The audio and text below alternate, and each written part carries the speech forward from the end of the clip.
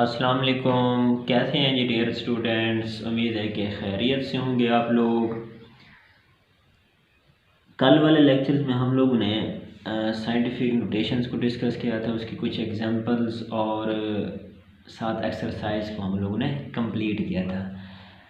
आज भी next topic में जो आज हम लेक्चर अपलोड करने जा रहे हैं, मॉड्यूल 3 का जो थर्ड लेक्चर है, तीसरा लेक्चर है, उसमें भी वही उसी साइंटिफिक नोटेशंस को एक्सप्लेन कर रहा है थोड़ा सा ना। उसमें वो कहता है कि लार्ज नंबर राइटिंग, हम लार्ज एंड स्मॉल नंबर को कैसे राइट करते हैं साइंटिफिक नोटेशंस में। फिर उसके साथ उसने कुछ एग्जांपल्स को डिस्कस किया हुआ है। तो आज हम इन चीज़ों को देखते हैं वन बाई वन। अब ये देखें, उसने जो यहाँ पे डिस्कस किया हुआ है कि हमारे पास putting numbers in pre respective तनाज़ुर की शक्ल में हम नंबर्स को कैसे पुट करते हैं। फिर writing small and large numbers को हम कैसे डिस्कस करते हैं। बेसिकली वही हम साइंटिफिक नोटेशन को ही डिस्कस कर रहे हैं। ठीक हो गया जी। ये देखिए मैंने यहाँ पर लिखा हुआ है। अब ये देखें, यहाँ पे मैं थोड़ा सा बुक से उसको रीड कर लेता हूँ। यहाँ पे मैंने लिखा भी हुआ है साथ कि working with large and small numbers in much easier when we write them in a special format known as scientific notations. वो कहते हैं कि स्मॉल एंड लार्ज नंबर्स को लिखने के लिए हमारे पास एक इजी मेथड है जिसको हम कहते हैं साइंटिफिक नोटेशंस। ठीक हो गया जी। फिर उसने उसी डेफिनेशंस को डिफ़ाइन किया हुआ है कि हम उसको कैसे लिखते हैं। जब साइंटिफिक नोटेशन में किसी चेंज को, वैल्यूज़ को चेंज करते हैं 1 से 10 के दरमियान हम नंबर्स को देखते हैं। यानी कि हम इन चीज़ों को पीछे डिस्कस कर चुके हैं। फिर इसी तरह एग्जांपल उसने दी हुई है, जो उसने पैरा लिखा हुआ है writing large and small numbers में। उसने कहा फॉर एग्जांपल कि a billion is 10 to the 9th power. जो हमारे पास बिलियन जो होता है वो 10 टू द 9th पावर में होता है। फिर यह हम उसको लिखते कैसे हैं, 10 रेज की power 9। So we write 6 billion in scientific notation. फिर हम 6 बिलियन को साइंटिफिक नोटेशन में कैसे लिखते हैं, 6 क्रॉस 10 रेज की पावर 9। ठीक हो गया, ऐसे उसने बताया हुआ है। फिर उसने कहा सिमिलरली हमारे पास 420 जो होता है, इसको हम साइंटिफिक में कैसे चेंज करते हैं।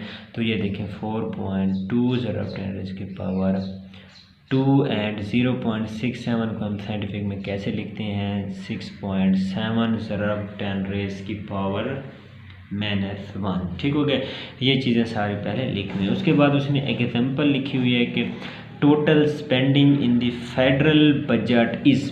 अब वो कहते हैं कि जो टोटल स्पेंड हो रहा है फेडरल बजट्स में वो हमारे पास कितने डॉलर है। ये देखो उसने कि हमें बड़ी वैल्यू दी हुई है। अब हमने इस वैल्यू को साइंटिफिक में चेंज करना है, तो हम लिखते हैं टोटल बजट्स। ये देखें हम सॉल्यूशन में इसको लिख लेते हैं। ये देखें इसका जो आंसर है हमारे पास total spending in the new federal budgets. अब हम लिख देते हैं इसका जो न्यू फेडरल बजट्स में हमारे पास, हम इसको लिखने लगे हैं $3.9 ज़रब 10 रेज़ की पावर हमारे पास आ जाता है 12। ठीक हो गया। जब हम इसको गिनते हैं तो हमारे पास ये आ जाता है 10 रेज़ की पावर 12। ठीक हो, उसी तरह साइंटिफिक नोटेशन में हम इसको सॉल्व कर रहे हैं। फिर हम इसको वो कहते हैं, ऐसे भी लिख सकते हैं कि, और फिर हम इसको ऐसे भी लिख सकते हैं कि $3.9 ट्रिलियन। ठीक हो गया, क्योंकि हमने पीछे टेबल में ये सारी चीज़ें देखी हैं कि 10 रेज़ की पावर 6 को हम मिलियन कहते हैं, 10 रेज़ की पावर 9 को हम क्या कहते हैं, फिर उसके बाद 10 रेज़ की पावर 12 को हम ट्रिलियन कहते हैं। ठीक हो गया जी, ये था इसका आंसर। ये देखा छोटी छोटी सी, वैसे वही कल वाली हम लोग बातें, प्रीवियस लेक्चर वाली बातें अब दोबारा कर रहे हैं। फिर उसने कहा the diameter of the hydrogen nucleus is about. वो कहता है कि जो डायमीटर है हाइड्रोजन न्यूक्लियस का वो किसके अबाउट है। ये देखें उसने सारा लिखा हुआ 0.00 समथिंग, यानी सारी चीज़ें उसने क्या मीटर में है। अब हमने इसको किस में कन्वर्ट करना है, साइंटिफिक नोटेशन में। तो बिल्कुल वही मेथड अप्लाई करेंगे। Z1 हमारे पास आ जाएगा क्रॉस ज़रब 10 रेज़ की पावर -15। ठीक होगा। अब हम राइट साइड की तरफ जाएंगे तो हमारे पास ये जो आएगा, हमारे पास आंसर आएगा वो हमारे पास नेगेटिव आएगी, सॉरी इसकी पावर। अगर हम लेफ़्ट साइड की तरफ जाएंगे तो हमारे पास पॉजिटिव आएगा, तो इसको हम लिखेंगे मीटर। ठीक हो गया जी। ये था हमारे पास एक छोटा सा क्वेश्चन, ये थी छोटी सी एग्जांपल थी। उसके बाद फिर हमारे पास जो नेक्स्ट पेज पे एग्जांपल नंबर 2 है, चेकिंग आंसर विद अप्रॉक्सीमेशंस। अब हमने आंसर को चेक करना है कि वो कितना करीब करीब है। ठीक हो गया जी, अप्रॉक्सीमेशन। अब ये देखें एग्जांपल को मैं पढ़ता हूँ, इसको थोड़ा सा देख लेते हैं। Checking answer with the approximation. हाँ जी, वो कह रहा है कि you and a friend are doing a rough calculation how much garbage new city residents produced every day. हाँ जी, वो कहता है कि आप और आपका दोस्त एक मोटा हिसाब लगा रहे हैं, ऐसे सोच रहे हैं, रफली सोच रहे हैं कि ये जो न्यू आने वाले मकीन हैं, जो शहर में न्यू लोग हैं, ये दिन में कितना कचरा पैदा करते हैं। फिर उन्होंने एस्टिमेट भी लगा लिया, अंदाज़ा भी लगा लिया कि you estimate that on average each of, वो कहते हैं कि जो 8.3 मिलियंस लोग हैं, इसमें से वो कहता है कि 1.8 पाउंड्स या फिर वो कहता है कि 0.009 टन क्या करते हैं, डेली का कचरा पैदा करते हैं। तो हमने टोटल कचरे की अमाउंट बतानी है। फिर उसने ये भी लिख दिया है कि 8 पॉइंट यानी 3 जो उसने मिलियन लिखा है क्रॉस, फिर 0.009 टन पर पर्सन, फिर पर पर्सन की भी उसने बात कर दी है। अब हम इसका सोल्यूशन लिखने वाले हैं। सोल्यूशन में हम क्या लिखते हैं, फिर वो उसने ये आगे भी इसको थोड़ा सा डिस्कस किया हुआ है। उसने क्या है कि your friend quickly presses calculator button and tell us, वो कहता है कि आपका फ्रेंड डायरेक्टली कैलकुलेटर को प्रेस करता है तो हमारे पास आंसर आ जाता है 225 टन। ठीक हो गया जी। Without using the calculator determine whether the answer is reasonable, वो कहते हैं कि अगर हम कैलकुलेटर के बगैर इसको करें क्या हमारा आंसर ठीक है। तो इसी चीज़ को हम डिस्कस करते हैं। फिर वो कहते हैं यू कैन राइट 8.3 मिलियंस, हम 8.3 मिलियंस को लिख सकते हैं। 8.3 मिलियन इसको हम लिख सकते हैं एज, जब हम इसको साइंटिफिक में लिखते हैं हम लिखते हैं 8.3 ज़रब 10 रेज़ की पावर 6। ठीक हो गया जी। फिर उसने कहा है कि विच इज़ नियरली इक्वल, फिर हम इसको लिख सकते हैं विच इज़ नियरली इक्वल। जब हमने अप्रॉक्सीमेटली की बात की तो फिर हम इसको नियरली इक्वल 10 के भी लिख सकते हैं, 10 रेज़ की पावर 7। फिर वो कहता है कि यू कैन राइट, फिर हम जैसे लिखते हैं 0.0009, इसको हम लिख सकते हैं 9 क्रॉस ज़रब 10 रेज़ की पावर -4। तो इसको हम नियरली लिख सकते हैं 10 रेज़ की पावर -3। ठीक हो गया उसके करीब। जब हमने अप्रॉक्सीमेटली एक बार तो there for the product should be approximately, अब हम इन दोनों का प्रोडक्ट ले लेते हैं तो हम लिखते हैं 10 रेज़ की पावर 7 फिर ज़रब 10 रेज़ की पावर -3। तो ये आ जाएगा 10 रेज़ की पावर 7 -3, क्योंकि हमने कहा जब बेस से मतलब पावर ऐड हो जाए तो ये आ जाएगा 10 रेज़ की पावर 4। तो इसको हम लिखते हैं 0000। तो ये हमारे पास आ जाता है 10,000। ठीक हो गया जी।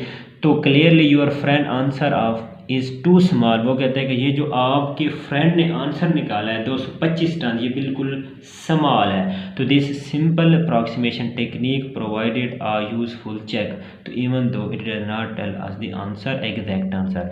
तो वो कहते हैं जो आपका करेक्ट आंसर होगा वो आता है हमारे पास 7470 टन्स। ठीक हो गया जी। तो ये देखें ऐसे उसने कहा कि हमारा जो हमारा आंसर है वो अप्रॉक्सीमेशंस कैसे है कि हम चेक करते हैं किसी चीज़ को। ठीक हो गया जी। ऐसे उसने दो बंदों का जिक्र किया है कि वो बैठे थे, उन्होंने ऐसे रफली सोचा है, ऐसे उन्होंने क्या किया है, एक मोटा हिसाब लगाया। ठीक हो गया जी। उसके बाद फिर आगे हमारे पास है ऑर्डर ऑफ अ मैग्नीट्यूड। ठीक हो गया जी, उसको देख लेते हैं। Order of magnitude and order of a magnitude estimate specifies only a broad range value usually within 1 or 2 powers of 10, तो such as in the 10,000 या फिर in the millions। वो कहते हैं कि जैसे कोई बड़ी वैल्यूज़ होते हैं तो हम उसको पावर्स में लिखते हैं। जैसे हम 10 रेज़ की पावर हम लिखते हैं 10 रेज़ की पावर हम 6 लिख लेते हैं, 10 रेज़ की पावर हम 9 लिख लेते हैं, मिलियन बिलियन ट्रिलियन। तो वो कहता है कि हम एक उसको बोर्ड वैल्यूज़ में क्या करते हैं, मतलब स्पेसिफिक वैल्यूज़ में लिख लेते हैं बड़ी वैल्यूज़ को। जैसे हमने कहा 10 रेज़ की पावर 6 हो गया, 10 रेज़ की पावर 9 हो गया, 10 रेज़ की पावर 12 हो गया, मिलियन बिलियन ट्रिलियन। ठीक हो गया जी। तो इस तरह के ऑर्डर को हम कहते हैं ऑर्डर ऑफ अ मैग्नीट्यूड। ठीक हो गया जी। फिर आगे एग्जांपल नंबर 3 है, ये आप लोगों ने खुद डिस्कस कर लेनी है। वो कहते हैं कि make an order of magnitude estimate of total annual spending on ice cream in USA United state. आप लोगों ने पूरी जो अमेरिका की स्टेट है उसमें पूरे साल की आप लोगों ने टोटल जो उसके आप लोगों ने ऑर्डर ऑफ मैग्नीट्यूड एस्टिमेट लगाना है आइसक्रीम का। ठीक हो गया जी, वो कितनी स्पेंड होती है। ठीक हो, ये सारा ऐसे सिंपल सी बातें आप लोगों ने जस्ट इसको रीड कर लेना, वो आप लोगों को यहाँ सारा बता देगा डिटेल से। ठीक हो गया जी। फिर आगे उसने इसको कैलकुलेट भी किया हुआ है। ठीक हो गया जी। अब ये देखें उसने जो इसको कैलकुलेट किया हुआ है, उसने कह रहा है कि जो हमारे पास 50 सर्विंग्स और पर पर्सन, फिर साथ पर ईयर लिखा हुआ है, फिर 51 लिखा हुआ है। ये देखें सारी उसने ऐसे डिटेल से उसने इसको कैलकुलेट किया हुआ है। फिर उसने कहा प्री प्रिस्क्रिप्टिव थ्रू कंपैरिजन। अब हम कंपैरिजन कहते हैं, वो कहता है कि हमने किसको चेंज करना है, 10 रेज की पावर 11 सेकेंड्स को हम किस में चेंज करना है, which we can put in the perspective by converting 2 years with a chain of the conversion। अब हम इसको चेन में कन्वर्ट करने लगे हैं। हम लिखते हैं 10 रेज की पावर 11 सेकेंड। ठीक हो गया जी। फिर इसको साथ लिखते हैं क्रॉस। अब हम इसको चेंज करने जा रहे हैं, कन्वर्ट करने जा रहे हैं। हम कहते हैं कि 1 मिनट में हमारे पास होते हैं 60 सेकेंड। ठीक हो गया जी। फिर क्रॉस हम लिखने लगे हैं 1 आवर्स में हमारे पास होते हैं 60 मिनट। फिर क्रॉस हम लिखते हैं कि हमारे पास 1 डे में हमारे पास होते हैं 24 आवर्स। ठीक हो गया। फिर हम क्रॉस लिखते हैं, हमारे पास आ जाता है 1 ईयर। 1 ईयर में हमारे पास होते हैं 365 डेज। ठीक हो गया। इन सब को जब हम कैलकुलेट करते हैं तो अप्रॉक्सीमेटली हमारे पास आ जाता है 381 ईयर। ठीक हो गया जी। ये जगह हमने एक ऐसे चेन उसका बना दिया है। हम उसको किस में चेंज करके जा रहे हैं, सेकंड्स को हम ईयर्स में जा रहे हैं। ठीक हो गया जी। उम्मीद है कि यहाँ तक आप लोगों को अच्छी तरह क्लियर हो गया होगा।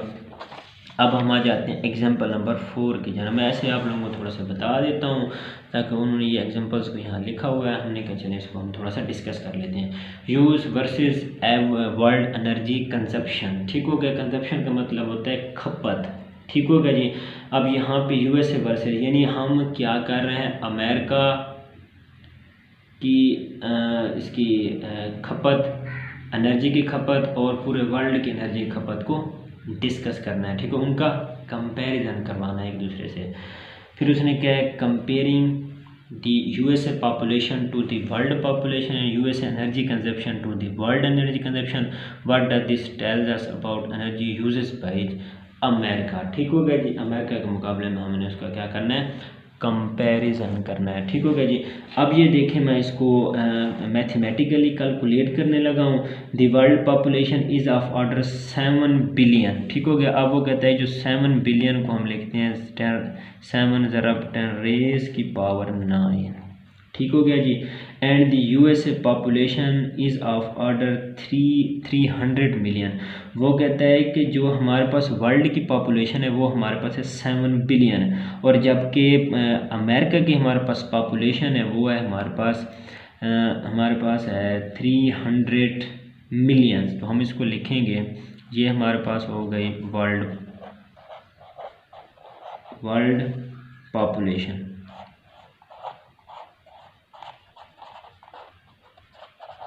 ठीक हो गई। उसके बाद हमारे पास 3 ज़रब 10 रेज़ की पावर 8। तो ये हमारे पास हो गई यूएसए पॉपुलेशन। ठीक हो गया जी।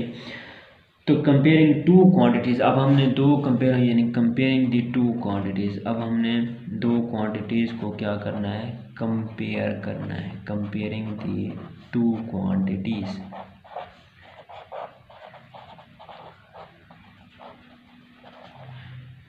तो ये आ जाएगा हमारे पास यूएसए पॉपुलेशन और हमारे पास आ जाएगा वर्ल्ड पॉपुलेशन। ठीक हो गया जी। हमारे पास आ जाएगा वर्ल्ड पॉपुलेशन। ठीक हो गई। अप्रॉक्सीमेटली तो ये आ जाएगा 3 क्रॉस ज़रब 10⁻8 और ये हमारे पास आ जाएगा 7 ज़रब 10⁻9। ठीक हो गया जी। अब हम इसको सॉल्व करने लगे हैं। 3/7 ज़रब हम लिखने लगे हैं 10⁻8, इसको ऊपर ले जाते हैं -9 आ जाता है, तो ये आ जाएगा हमारे पास 3/7 ज़रब 10⁻⁻1, तो ये आ जाता है अप्रॉक्सीमेटली हमारे पास आ जाता है 0.043। ठीक हो गया जी। तो USA population is only about 4% of the world population. ठीक हो गया। फिर नीचे उसने क्या है कि टेबल में सब कुछ लिखा हुआ है। फिर एग्जाम्पल नंबर 5 को देखें, फ्यूजन पावर्स की बात कर रहा है, इसको भी आप लोगों ने देख लेना है, कोई बात हो तो आप लोग मुझसे पूछ सकते हैं। ठीक हो गया जी। फिर हम आ जाते हैं एग्जाम्पल नंबर 6 की जान। स्केल रेशो क्या होती है कि आ सिटी मैप स्टैट। ठीक हो गया जी। नक्शा, मैप का मतलब है किसी चीज़ का नक्शा। 1 इंच रिप्रेजेंट 1 मील। वो कहता है कि 1 इंच को हमने रिप्रेजेंट करना है 1 मील में। What is a scale ratio for this map, तो हमने स्केल रेशो से इसका मैप करना है, पमैश करनी है। ठीक हो गया जी इस नक्शे की। तो हम इसको भी देख लेते हैं मैथमेटिकली। तो वही find the ratio by converting, हमने फाइंड क्या करना है, वही find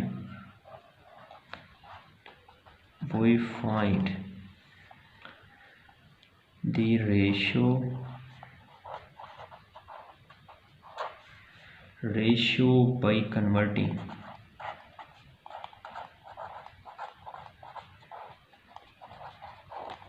by converting one meal into inches। अब हमने 1 मील को इंचेस में कन्वर्ट करना है, तो ये देखें हमारे पास जो 1 मील होता है उसको लिखते हैं क्रॉस 520 यानी 5 to 80 फुट ओवर हमारे पास कितना होता है 1 मील। फिर हम लिखते हैं क्रॉस जो हमारे पास 12 इंच होता है वो कितने के इक्वल होता है 1 फुट के। ठीक हो गई। तो ये हमारे पास जब हम इसको सॉल्व करते हैं तो हमारे पास आ जाता है 63 फिर 360 इंचेस। ठीक हो गया जी। ये देखें हमने किसको 1 मील को इंचेस में कन्वर्ट कर दिया है। ठीक हो गया जी। ये थी हमारे पास छोटी सी एग्जांपल। उसके बाद हमारे पास एग्जांपल नंबर 7 है कि हम अर्थ एंड सन, अर्थ और सन के बारे में डिस्कस करते हैं, ज़मीन और सूरज के बारे में। The distance from the earth to the sun is about, वो कहता है कि जो हमारे पास फासला है ज़मीन और सूरज के दरमियान वो कितना है 150 मिलियन किलोमीटर का। The diameter of the sun is about 1.4 million kilometre. वो कहता है कि जो डायामीटर है हमारे पास सन का वो कितना है सूरज का, वो है हमारे पास 1.4 million kilometre. And the quadrilateral diameter of earth, फिर अर्थ का कितना है हमारे पास 12760 kilometre. Put these numbers in the perspective by using a scale model of a solar system with a 1 to 10 billion scale. ठीक हो गया जी। उम्मीद है कि आप लोगों को ये बात क्लियर हो गई है कि स्टेटमेंट वो क्या पूछ रहे हैं। अब ये देखा हम इसको मैथमेटिकली सॉल्व करने लगे हैं। The scale ratio tells us the actual size and distances are 10 billion 10 times are large as the model size and the distance। वो कहता है जो उसकी एक्चुअल रेशियो है वो मॉडल जो स्केल रेशियो है tells us the actual size, वो ये उसकी भी बता रहा है हमारे पास। फिर उसके बाद वो कहता है कि जो हमारे पास उसका मॉडल साइज है वो कितना है 10 billion times or large, so we find scaled size and distance by dividing the actual value by 10⁻10 for the earth sun distance। अब हम इसको फाइंड करने लगे हैं। ये देखें हमारे पास स्केल्ड अर्थ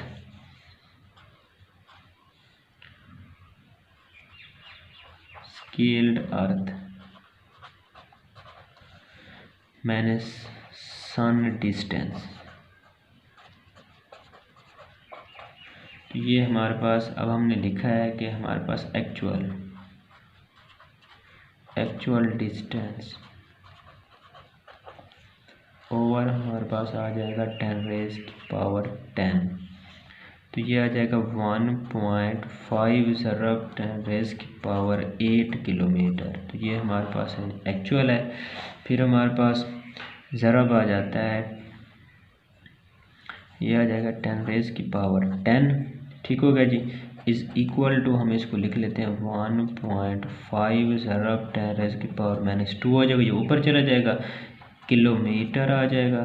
फिर हम इसको कन्वर्ट कर देते हैं मीटर में, तो ये आ जाएगा 10 रेज़ की पावर 3 ओवर हमारे पास 1 किलोमीटर होता है, वो कितना होता है हमारे पास 10 रेज़ की पावर 3 मीटर के। तो ये हमारे पास जब इसको सॉल्व करेंगे तो ये आ जाएगा 15 मीटर। ठीक होगा जी। इसी तरह हमारे पास स्केल्ड सन डायामीटर है, उसको डिस्कस कर लेते हैं। ये देखें, उसको भी हम कैलकुलेट कर लेते हैं। ये देखें, फिर हमारे पास है स्केल्ड सन डायामीटर। स्केल्ड हमारे पास है सन डायामीटर, वो इक्वल आ जाता है हमारे पास actual sun diameter.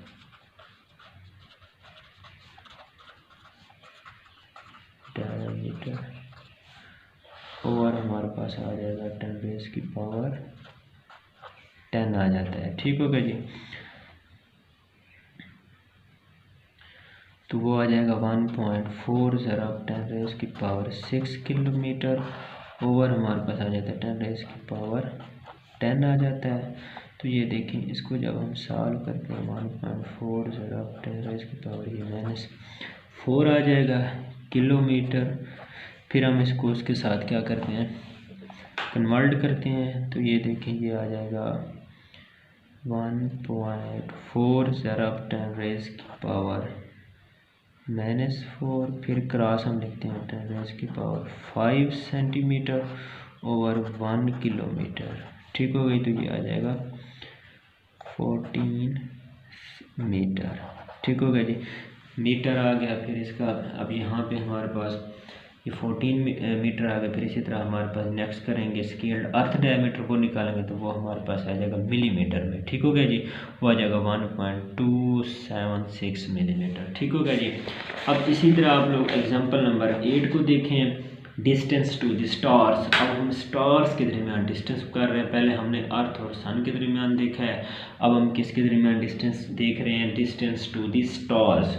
The distance from the earth to the nearest star bodies, the sun, is about 4.3 light years on the 1 to 10 billion scale of example 7 में उसने बताया how far are these stars from the earth। तो note भी उसने लिखा हुआ है कि a light year is the distance that light can travel in 1 year। 1 light year is equal to 9.50 10 की पावर 12 किलोमीटर। ये भी उसने पहले बता दिया। ठीक हो गया जी। Because a light year is about, because solution हम इसका लिखने लगे हैं, बिकॉज लाइट ईयर। ठीक हो गया जी। बिकॉज लाइट ईयर हमारे पास होता है, क्रॉस हम लिखते हैं इसको इज़ अबाउट, और वो कितने के इक्वल होता है 9.5 ज़रब 10 रेज़ की पावर 12 किलोमीटर। ठीक हो गया जी। अब 4.3 लाइट ईयर is equivalent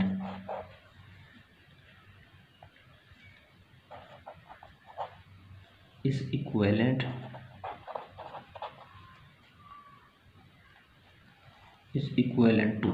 ठीक होगा जब हम इसको इक्वल कैसे आएगा, तो ये आ जाएगा 4.3 लाइट ईयर। ये इक्वल क्रॉस हम लिखने लगे हैं 9.5 ज़रब 10 रेज़ की पावर 12 किलोमीटर, और ये हमारे पास आ जाएगा 1 लाइट। बिल्कुल वैसे जैसे हम इस तरह का पहले क्वेश्चंस करते रहे हैं। तो ये आ जाएगा 4.1 ज़रब 10 रेज़ की पावर 13 किलोमीटर। ये देखें, ये हमारा फाइनल आंसर होगा। उम्मीद है कि जितना मैंने आप लोगों को चीज़ें आज बताई आप लोगों को अच्छी तरह क्लियर हो गई होंगी। तो वीडियो अच्छी लगे तो कमेंट्स में ज़रूर बताएं, वीडियो को लाइक करें। नेक्स्ट लेक्चर के लिए तब तक अल्लाह हाफिज़।